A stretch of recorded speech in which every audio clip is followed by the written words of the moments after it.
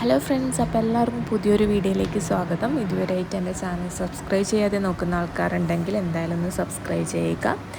അപ്പോൾ ഇന്ന് ഞാൻ വന്നിട്ടുള്ളത് ഒരു പുഡിങ്ങിൻ്റെ റെസിപ്പിയായിട്ടാണ്. നമുക്ക് എളുപ്പത്തിൽ വീട്ടിൽ തയ്യാറാക്കാൻ പറ്റുന്ന ഒരു റെസിപ്പി തന്നെയാണ്. അപ്പോൾ ആദ്യം തന്നെ നമ്മൾ പഞ്ചസാര കാരമലൈസ് ചെയ്തെടുക്കണം. അപ്പോൾ അതിലേക്ക് ഞാൻ പാനിലേക്ക് ഒരു 4 ടേബിൾ സ്പൂൺ ഷുഗർ ആഡ് ചെയ്ത് കൊടുക്കുന്നുണ്ട്. അപ്പോൾ അതിലത്തേക്ക് ഒരു 2.5 ടേബിൾ സ്പൂണോളം വെള്ളം കൂടി ചേർത്ത് കൊടുക്കുന്നുണ്ട്. ഇത് നന്നായിട്ടൊന്ന് കാരമലൈസ് ചെയ്തെടുക്കുക.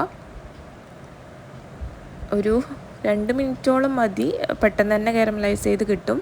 ഒരു ബ്രൗണിഷ് കളർ ആകുമ്പോൾ നമ്മളത് ഫ്ലെയിം ഓഫ് ചെയ്ത് മാറ്റണം. നന്നായിട്ടൊന്ന് ഇളക്കി കൊടുക്കണം. ആ ഒരു കാരമലൈസ് ചെയ്യുന്ന ടൈമിൽ നന്നായിട്ടൊന്ന് ഇളക്കി കൊടുക്കുക. ഫ്ലെയിം അപ്പും ലോ ഫ്ലെയിമിൽ തന്നെ വെച്ചിട്ട് വേണം ചെയ്യാൻ വേണ്ടിയിട്ട്. കണ്ടില്ല, ഒരു ബ്രൗൺ കളർ വന്നിട്ടുണ്ട്. അങ്ങനെ ബ്രൗൺ കളർ വരുമ്പോൾ തന്നെ നമ്മൾ ഫ്ലെയിം ഓഫ് ചെയ്യണം, അല്ലെങ്കിൽ നന്നായിട്ട് കരിഞ്ഞു പോവും.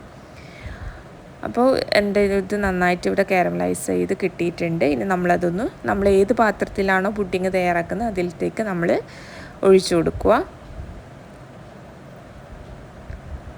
അത് എല്ലാ സൈഡിലേക്കൊന്ന് യോജിച്ചെടുത്തിട്ട്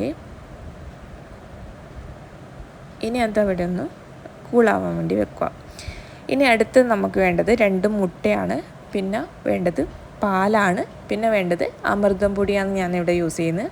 അമൃതം പൊടി ഇല്ലെങ്കിൽ ബ്രെഡ് വെച്ച് ചെയ്യാം. ബ്രെഡും ഇല്ലെങ്കിൽ നമ്മൾ ഒന്നുമില്ലാതെ വെറും പാലും മുട്ടയും വെച്ചിട്ട് പഞ്ചസാരയും ഇട്ടിട്ട് ചെയ്യുന്നുണ്ട് പുഡിങ്. ഞാനിവിടെ കുറച്ച് അമൃതം പൊടി എടുത്തിട്ടുണ്ട്. അപ്പോൾ അമൃതം പൊടിയൊക്കെ കുട്ടികൾ നേരെ കുറുക്കൊന്നാക്കി കഴിക്കുന്നില്ലെങ്കിൽ നമുക്ക് ഈ ഒരു രീതിയിലാക്കിയിട്ട് കൊടുക്കാം. അപ്പോൾ 2 മുട്ട ഞാൻ മിക്സീൻ്റെ ജാറിലേക്ക് ഇട്ട് കൊടുത്തിട്ടുണ്ട്. കാ കപ്പോളം മാത്രമേ അമൃതം പൊടി എടുത്തിട്ടുള്ളൂ. അത് ഞാൻ മിക്സീൻ്റെ ജാറിലേക്ക് ഇട്ടിട്ടുണ്ട്. പിന്നെ ഒരു 1.5 കപ്പ് പാലും കൂടി ആഡ് ചെയ്ത് കൊടുക്കുന്നുണ്ട്.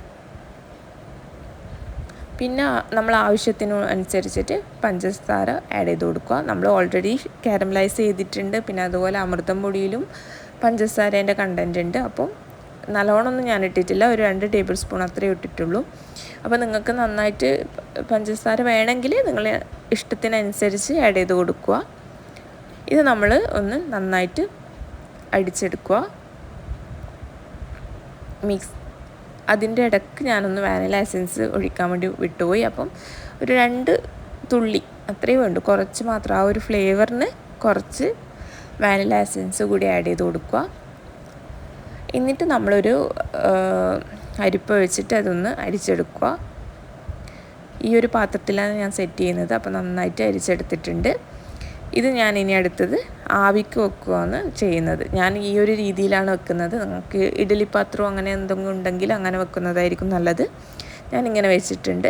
ഇനി ഇതൊരു അരമണിക്കൂറോളം നല്ല രീതിയിൽ കുക്കായി വരണം. കുക്കായോ നോക്കുന്നത് നമ്മൾ ജസ്റ്റ് ഒന്ന് സ്പൂണിൻ്റെ ബാക്ക് സൈഡ് എടുത്ത് ഇങ്ങനെ ഡിപ്പ് ചെയ്ത് നോക്കും. അപ്പം നമ്മൾ സ്പൂണിലൊന്നും പറ്റിയിട്ടില്ല എന്ന് കാണുമ്പോൾ നമ്മൾ ഏകദേശം ആയിട്ടുണ്ട് നമുക്ക് മനസ്സിലാവും. അപ്പോൾ നമ്മളിതൊന്ന് കൂളാവാൻ വേണ്ടി വെക്കുക. അതിന് ശേഷം ഇത് ഫ്രീസറിൽ ഒരു 1 hour or 2 hour ഫ്രീസറിൽ വെച്ച് നന്നായിട്ട് കൂളായി കിട്ടും. അതിന് ശേഷം ഞാനിതാ പ്ലേറ്റിലേക്ക് സെർവ് ചെയ്യുന്നുണ്ട്. അപ്പോൾ നമ്മൾ പുഡിങ് ഈ ഒരു രീതിയിലാണ് കിട്ടിയിട്ടുള്ളത്. വളരെ എളുപ്പത്തിൽ വീട്ടിൽ തയ്യാറാക്കാൻ പറ്റുന്ന ഒരു ഡിഷ് തന്നെയാണ്. വീഡിയോ ഇഷ്ടപ്പെട്ടില്ലെങ്കിൽ ലൈക്ക് ചെയ്യുക. എന്തായാലും വീട്ടിൽ ട്രൈ ചെയ്ത് നോക്കുക. അമൃതം പൊടിയൊക്കെ ഈ ഒരു രീതിയിലൊക്കെ ഉണ്ടാക്കി നോക്കുന്നത് നല്ലതായിരിക്കും. കുട്ടികൾക്കൊക്കെ എന്തായാലും ഇഷ്ടപ്പെടുന്ന ഒരു ഡിഷ് തന്നെയാണ്. അപ്പോൾ ഇന്നത്തെ വീഡിയോ ഇത്രയേ ഉള്ളൂ. Thanks for watching.